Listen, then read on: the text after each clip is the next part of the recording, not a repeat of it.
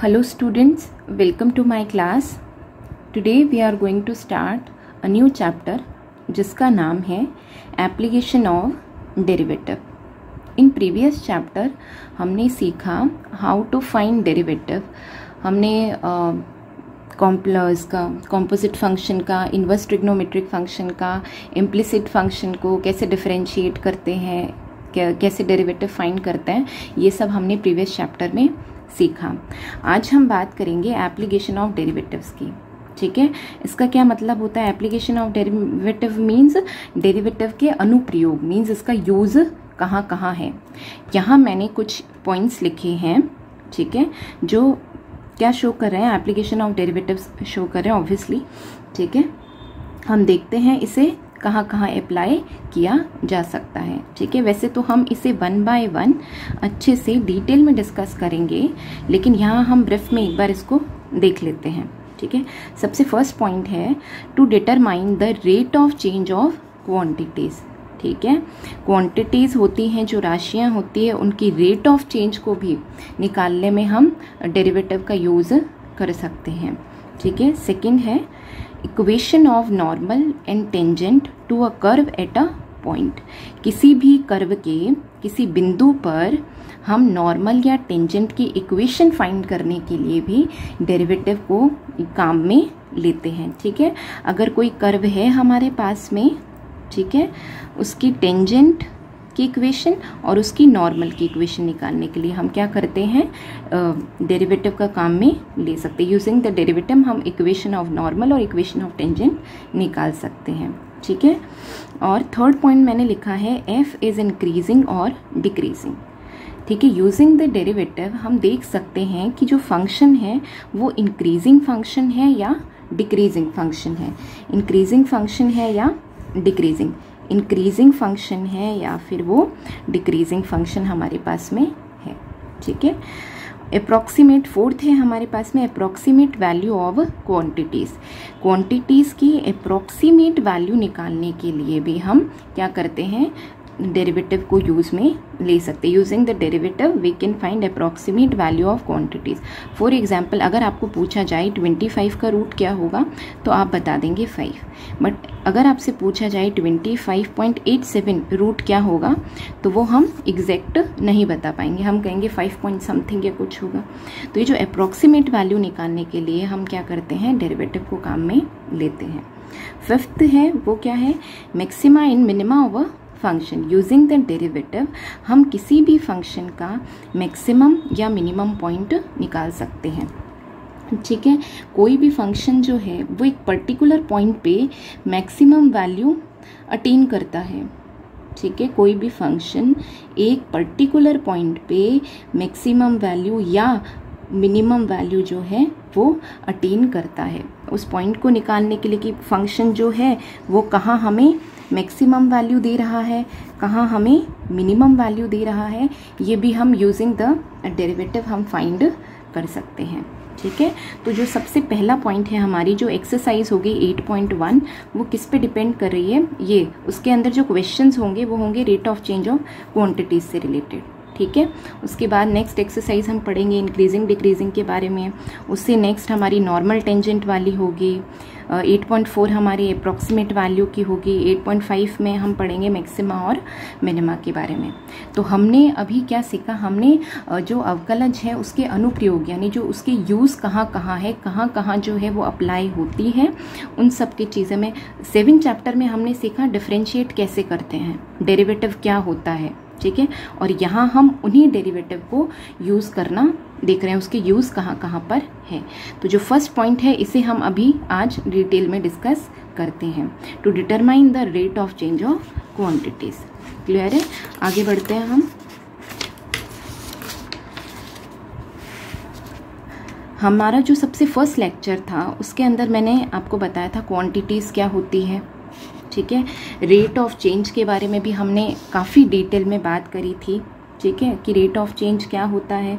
Differentiation की जब बात की थी जब भी मैंने आपको रेट ऑफ चेंज के बारे में बताया था. ठीक है, क्वांटिटीज़ कुछ भी हो सकती है, एरिया, वॉल्यूम, ये सब चीज़ें क्या होती हैं, क्वांटिटीज़ होती है जिस पर भी मैथमेटिकल ऑपरेशंस किए जा सकते हैं, उसे हम क्या बोलते हैं, राशियाँ बोलते हैं, क्वांटिटीज़ बोलते हैं। रेट ऑफ चेंज का मतलब मैंने आपको बताया था, अगर कोई एक क्वांटिटी है और यहाँ कोई दूसरी क्वांटिटी है, ठीक है, एक क्वांटिटी का फ़र्क किस पर पड़ रहा है, दूसरी क्वांटिटी पर पड़ रहा है।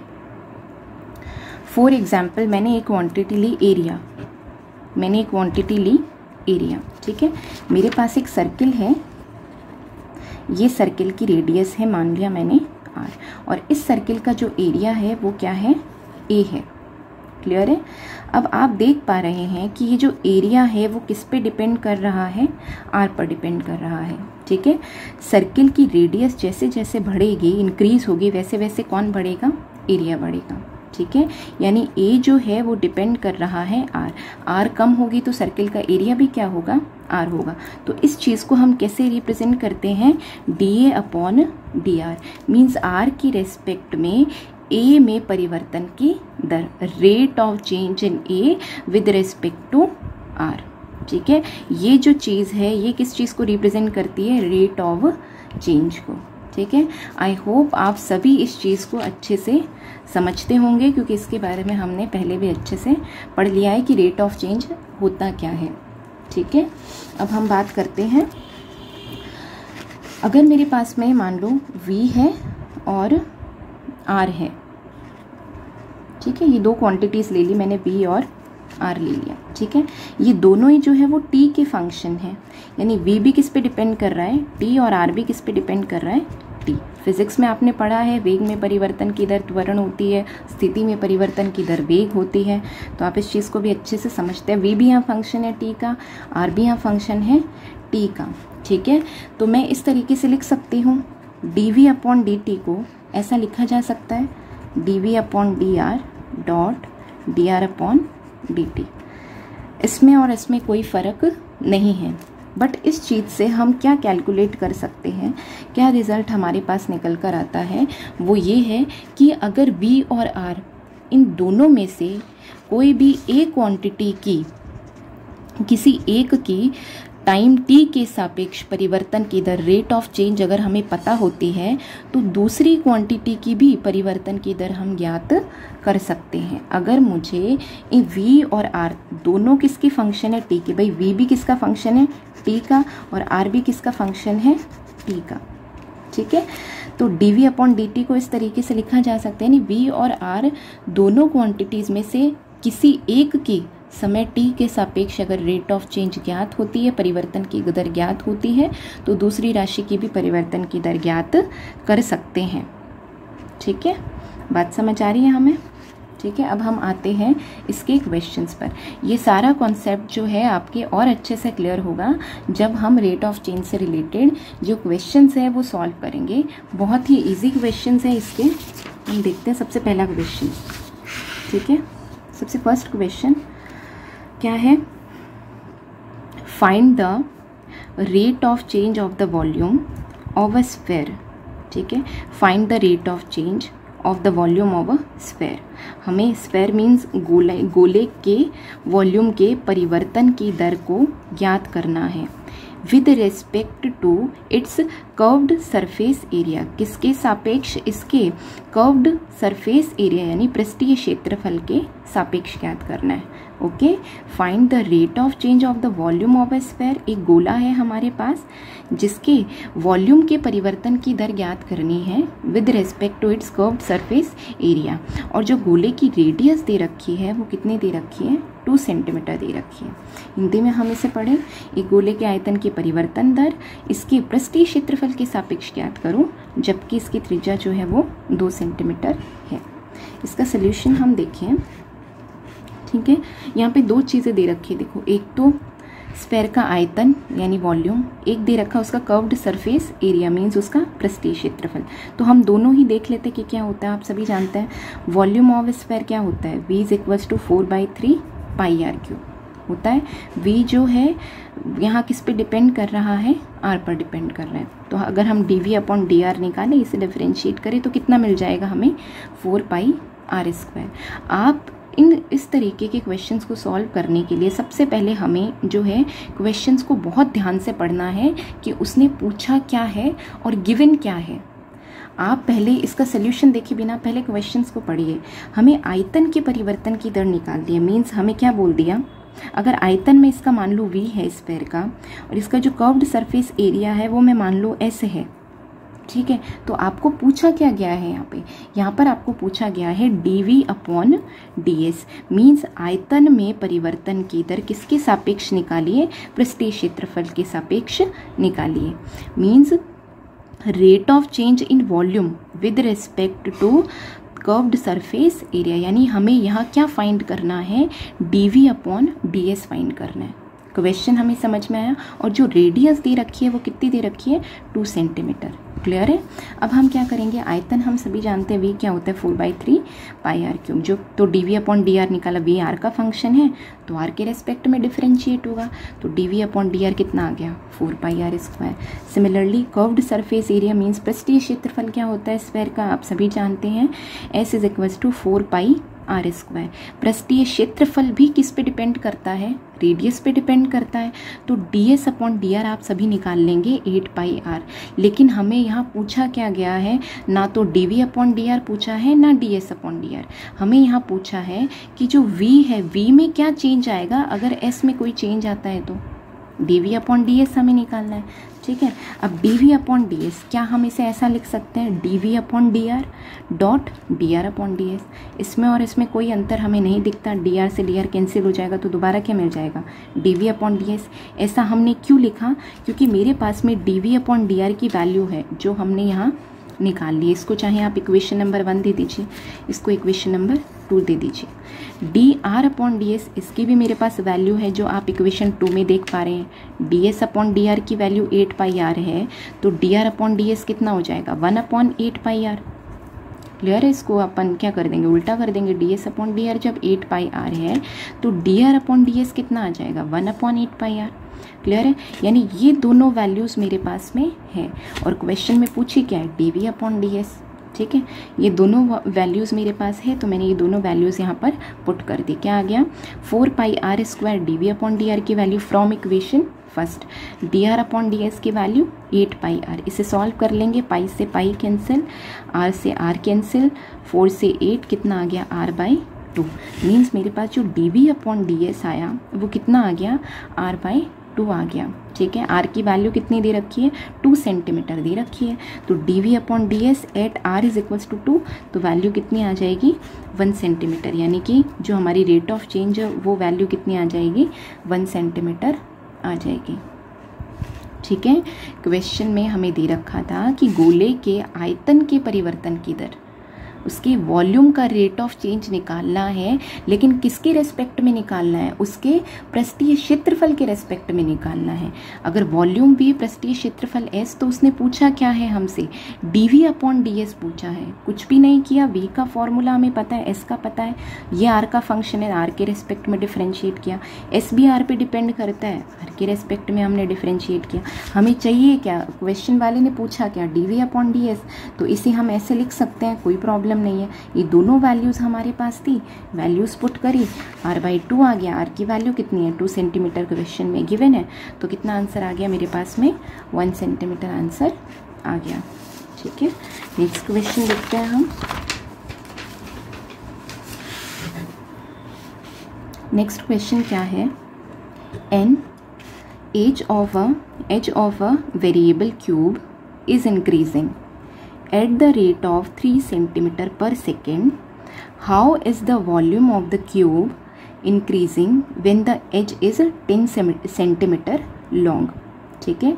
एक मेरे पास में क्यूब दे रखा है, ठीक है।